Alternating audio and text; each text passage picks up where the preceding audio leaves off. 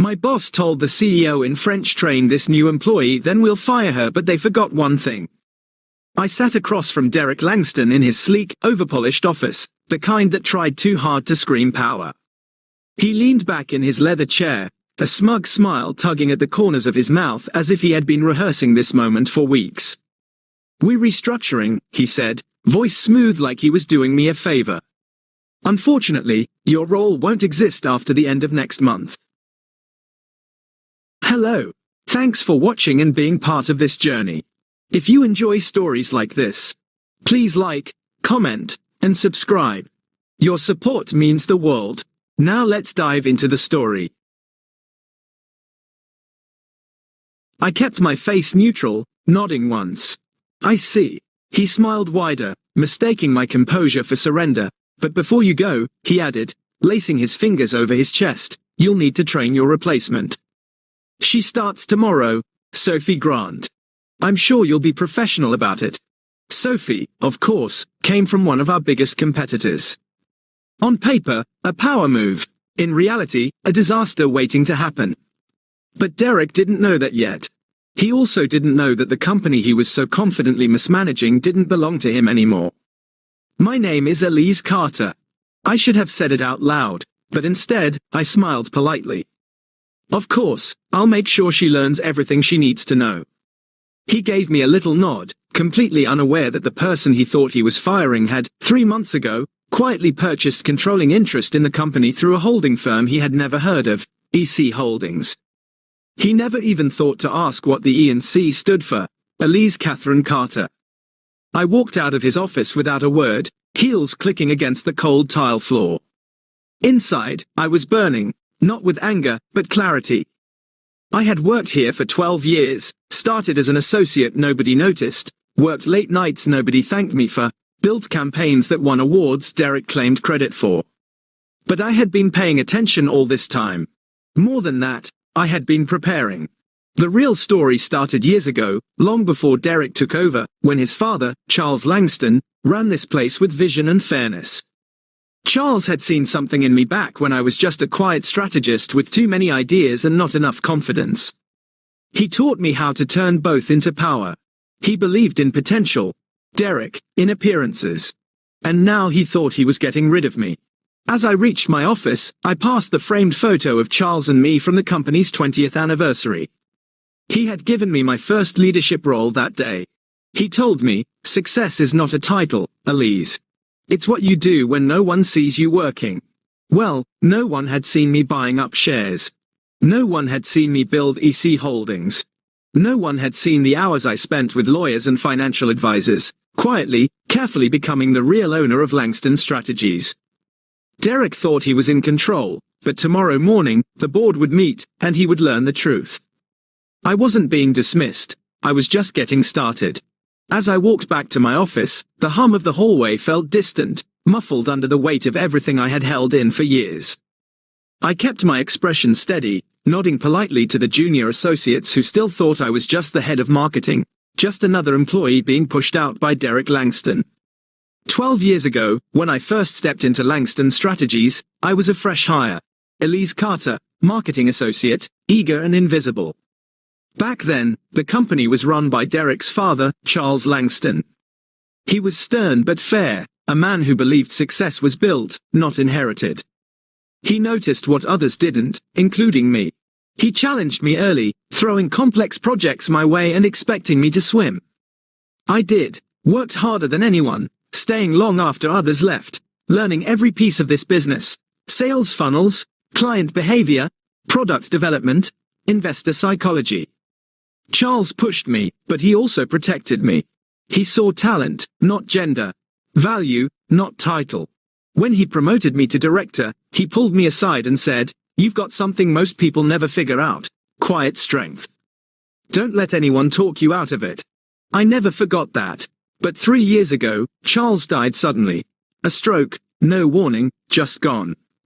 Derek took over within a week, and from the moment he sat in his father's chair, the company started to rot. The mission shifted. No more collaboration, no more mentorship, no more integrity. He filled leadership with frat house friends and smooth talkers, People who could charm investors at dinner but couldn't read a market trend to save their lives. I watched talented employees pushed out, innovation stifled, ideas stolen, culture suffocated.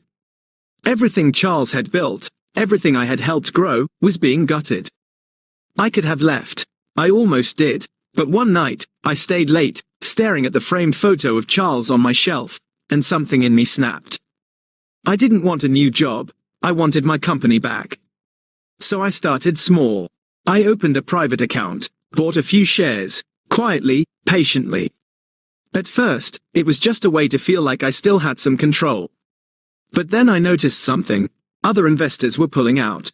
The stock was sliding under Derek's leadership. The market was watching. That's when I created EC Holdings. It started as a shell, nothing more than initials on a piece of paper, but behind it was a strategy. I diversified, used smaller investment firms to avoid attention, kept every acquisition under the radar, just below the threshold that would trigger alarms. And I waited. I studied legal loopholes, mapped out ownership percentages. I stayed quiet as Derek strutted around like he was untouchable, barking orders, firing brilliance, and hiring mediocrity. And then, 3 months ago, the opportunity came. A major institutional investor decided to offload their entire stake. They'd lost faith. I didn't. With the help of my lawyer, I moved fast. We made the purchase through a web of timed transactions. By the end of it, EC Holdings owned 51% of Langston Strategies. No one saw it coming, least of all Derek.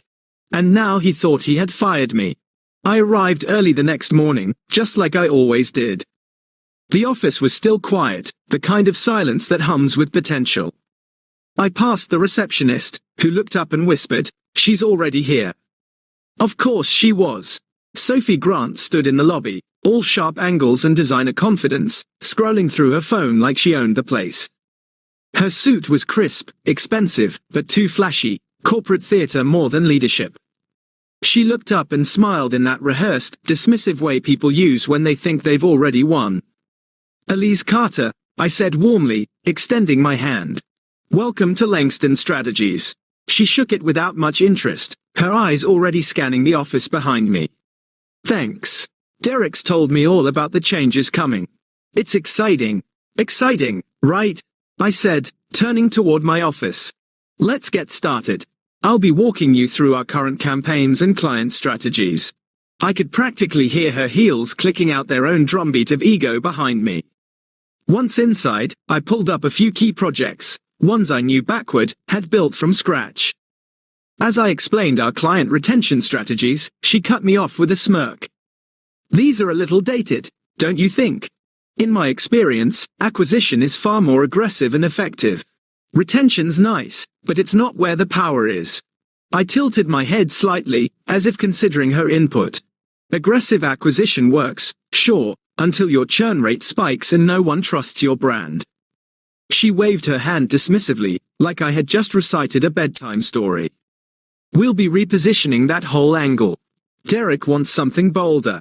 Derek knows. Plans." I nodded slowly, as if I hadn't already planned to have him out of this building by noon. For the next 2 hours, I let her talk, show me exactly how unprepared she was. Her suggestions were shallow, rooted in buzzwords, not results. She misunderstood our clients, underestimated our audience, and had no idea how fragile the company's foundation really was. She thought she was here to replace me. At 10:03 a.m., my phone buzzed. James Chun. Papers filed. Board meeting set for 11 o'clock. I stared at the message for a moment, let the weight of it settle, then slipped the phone into my drawer. "Sophie," I said, standing, "I'm afraid we'll have to pause for now. There's an emergency board meeting I need to attend." She blinked, caught off guard. Derek didn't mention anything to me. I smiled politely. I don't suppose he did. Without another word, I walked out of my office and headed for the conference room, heart steady, steps calm. This was the calm before the storm, the quiet stretch of air just before the lightning strike. She thought she was being trained for my job. She had no idea she was just part of the countdown. When I walked into the boardroom, Derek was already there, red-faced and pacing, his phone pressed hard to his ear. What do you mean? Emergency board meeting? He barked. I didn't authorize anything. I'm the CEO. He looked up and froze when he saw me. Elise, what the hell are you doing here? This meeting is for executives only. I walked calmly to the head of the table and sat down. I know. That's why I'm here. Before he could react, the board members began filing in, some curious, others cautious. Most of them had been pushed to the margins since Derek took over. They hadn't had a real voice in years, but today would be different. James Chun entered last, a leather folder tucked under his arm. He met my eyes, gave a subtle nod, and took his seat. Derek was still fuming. You can't just walk in here and... I didn't. I interrupted, voice calm. I called this meeting as majority shareholder. The room fell silent. Derek looked around, waiting for someone to laugh, to back him up. No one did. James opened his folder and began handing out documents. 3 months ago, I said, standing, EC Holdings began acquiring shares of Langston Strategies. As of this morning, the final transaction was completed. The company is now under new ownership. Derek's mouth opened and closed, his brain trying to catch up. EC Holdings, he repeated. That's a third-party firm. That's not. It is, I said evenly. EC. Elise Catherine. He staggered a step back, as if the name physically struck him. That's not possible. You're just a marketing director. I finished for him. Just someone you dismissed without a second thought. You were too busy playing CEO to notice the floor shifting beneath you. James cleared his throat. Every transaction has been filed and verified with the SEC.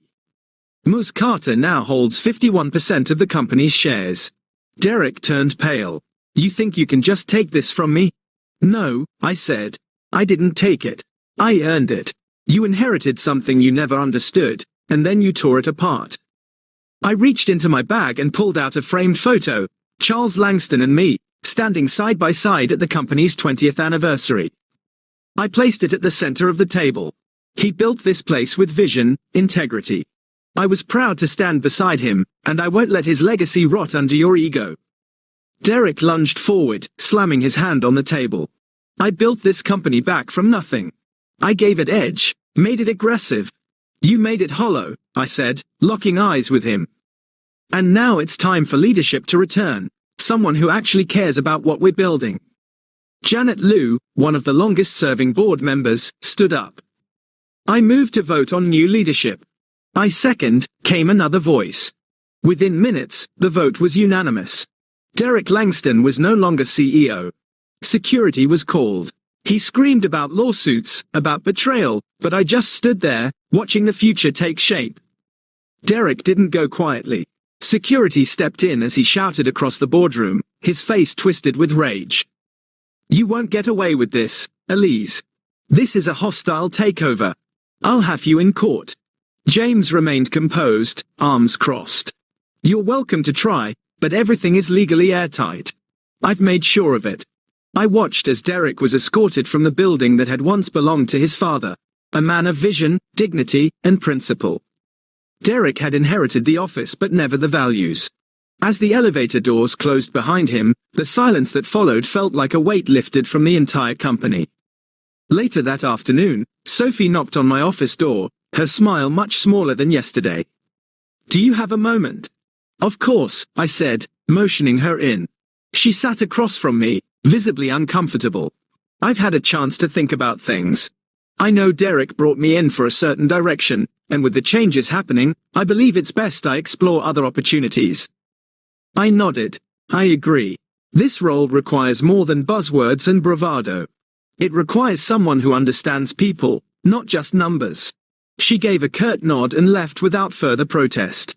When she was gone, Maya stepped in with a stack of personnel files in her arms. She shut the door behind her and grinned. So, you really did it. I corrected, taking the files from her and setting them on the desk. Now we clean house. We spent the rest of the day and late into the evening combing through every department. We weren't looking for people with perfect resumes. We were looking for people who had been overlooked, ignored, and underutilized. Look at this, Maya said, sliding a file toward me. Nathaniel Rhodes. Been here 8 years, oversaw 2 of our most successful campaigns, and hasn't had a promotion in 4 years. Why? I asked. Derek thought he was too soft. Said he didn't have the killer instinct. I shook my head. Set up a meeting with him. We need more thinkers, not screamers. Another name stood out. Tasha Lin, a junior developer whose work had quietly driven 3 of our biggest platform improvements. No one ever mentioned her in meetings, but her code spoke volumes. We kept digging, and with each discovery, I felt something shift. This wasn't about revenge. This was about rebuilding. By the end of the week, the mood across the office had changed. People were no longer walking on eggshells. There was laughter in break rooms, conversations in hallways, ideas scribbled on whiteboards again. We reinstated Charles's mentorship program, revived the innovation lab Derek had shut down, started scheduling town halls with real conversations, not rehearsed presentations. In small, steady steps, the soul of the company was returning. I stood by the window that evening, watching the city lights flicker to life, and breathed deeply for the first time in years. We weren't done yet, but for the first time in a long while, we were finally moving in the right direction. The next few months were the most exhausting and the most fulfilling of my entire career. We started with the basics. The mentorship program Charles had once cherished was the first to return. Employees who had been overlooked were now guiding new talent, building relationships that didn't just strengthen the work but the people behind it. For the first time in years, younger staff weren't afraid to ask questions. Veterans didn't feel invisible. There was laughter in the training rooms again, and collaboration replaced fear.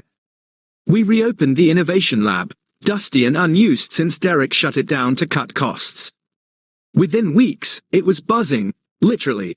One team prototyped a software tool that streamlined internal communication. Another started developing a product that would later catch the attention of one of our biggest former clients. The office itself began to change. It was subtle at first. An intern decorating her desk with plants, someone bringing in a radio playing soft music near the coffee bar, but slowly, the air shifted. The tension that had settled into every corner under Derek's reign began to lift. Our old clients started coming back, quiet emails at first, then scheduled calls. They had noticed the change, they said, something about the energy, the leadership. They believed in us again. One even told me, "It finally feels like Langston Strategies again. The one Charles built." Derek, meanwhile, did everything he could to undermine us. Reached out to industry contacts, whispered stories about instability, called our leadership unprepared and reckless. But the numbers told a different story. Our first quarter under new leadership ended with a 12% increase in profit. By the second, we had gained 3 new clients and resigned 2 that had walked away under Derek's management. Employee satisfaction surveys came back overwhelmingly positive. Words like hopeful, valued, and finally heard kept repeating. At all hands meetings, I started recognizing faces again, not just names on reports. People were engaged, asking questions, offering ideas. Some approached me in the halls just to say thank you, others didn't say anything, but their eyes told me everything. Relief, gratitude, possibility. One afternoon, Maya brought me a letter from a junior analyst who had been promoted. She had written, "This is the first time in my career I don't feel invisible." I read it 3 times before placing it in the drawer beside Charles's photo. There was still work to do, dead weight to clear, systems to streamline, voices to uplift, but we were no longer surviving. We were building again. Late one evening, as the office quieted around me, I walked the floor. Lights still glowed from conference rooms where teams stayed late by choice, whiteboards filled with ideas and sticky notes. People weren't as they wanted to be. And I realized this wasn't just a comeback, it was a return to purpose, to what Charles had started, to what I fought for, and to what we all now believed in again. 1 year to the day since the takeover, I stood on the stage of our town hall, looking out over a sea of faces, some new, some familiar, all part of something we had built together. The auditorium buzzed with quiet anticipation, but beneath the noise was something deeper: gratitude, belonging, hope. I took a breath, steadying myself as the lights dimmed slightly and the screen behind me lit up with the company's new logo. Cleaner, bolder, and backed by a team that finally believed in it again. Exactly 1 year ago, I stood in this building as our company faced a moment of reckoning. Some of you remember what it felt like back then: uncertainty, tension, the weight of voices that had been silenced for too long. Heads nodded. A few employees smiled quietly, others leaned in. I never wanted to lead out of revenge, I continued. I didn't step into this role to prove a point or take a throne. I stepped up because I believed deeply that what we had here was worth saving, worth fighting for. And I wasn't alone in that. Applause broke out across the room, but I lifted a hand gently, and it quieted. Leadership isn't inherited, it's earned. And legacy isn't what you leave behind. It's what you build while you're still here. I paused, pulling a remote from my pocket and clicking to the next slide. A photograph of Charles Langston at the company's 20th anniversary, standing beside me in the old office. This company was founded on values that went deeper than profit. Charles believed in innovation with integrity, in investing in people, not just products. He once told me, success isn't just about money, it's about building something that matters. That line had never left me. A murmur of recognition passed through the room. Everyone had seen that quote now. It hung in the hallway outside my office, freshly framed, its meaning more alive than ever. That's why today, I said, my voice softening, I'm proud to announce our newest initiative, the Langston Fellowship. Each year, we'll be partnering with local schools to provide scholarships, mentorship, and hands-on training for students pursuing careers in STEM. This isn't just outreach, it's our responsibility, our opportunity to build more than a business, to build people. The room erupted in applause, genuine, heartfelt, thunderous. Maya was standing off to the side, mist in her eyes, clapping harder than anyone. I caught her gaze and smiled. We had done this together. After the meeting, I returned to my office, still holding the speech notes I hadn't even looked at. Everything I needed to say had already been inside me, the kind of truth you don't write but live. As I sat down, a notification popped up on my screen. One new message from Margaret Langston. Subject: thank you. I clicked it open and, for a long time, just stared at her words. Dear Elise, I've been following the changes you've made this past year, quietly, from afar. At first, I didn't know what to think. Charles built that company with so much of his heart. Losing him and then watching what came after it nearly broke me. But watching you step in, not for vengeance, but vision, I can't describe how grateful I am. He always believed in you, and now I see why. Thank you for saving what he built and for making it even better. With deep respect, Margaret. Tears welled up, and I didn't fight them. For the first time since that long, quiet takeover, I allowed myself to truly feel the weight of what we'd done, not just removing a failing leader, but restoring a legacy, rebuilding a home for thinkers, dreamers, and doers. This wasn't about beating Derek. It never really was. It was about standing up for something that mattered, for the people who had been silenced, for the innovation that had been buried, for the quiet voices in the back of every room waiting to be heard. I stood and walked toward the hallway outside my office. The building had changed, paint fresher, the energy warmer, the culture alive again, but that wall stayed untouched, except for one new addition. There it was. Success isn't just about money, it's about building something that matters. Charles Langston. I reached out, fingers brushing against the edge of the frame, and whispered, "We did it, Charles." Behind me, I heard laughter. A marketing team walking to their next brainstorm, a junior associate from IT sharing a joke with someone from finance. Across the room, someone had left a plate of cookies in the break room with a sticky note that simply read, "Take one. You earned it." The office was alive again, and so was the purpose behind it. I didn't get revenge. I built something better.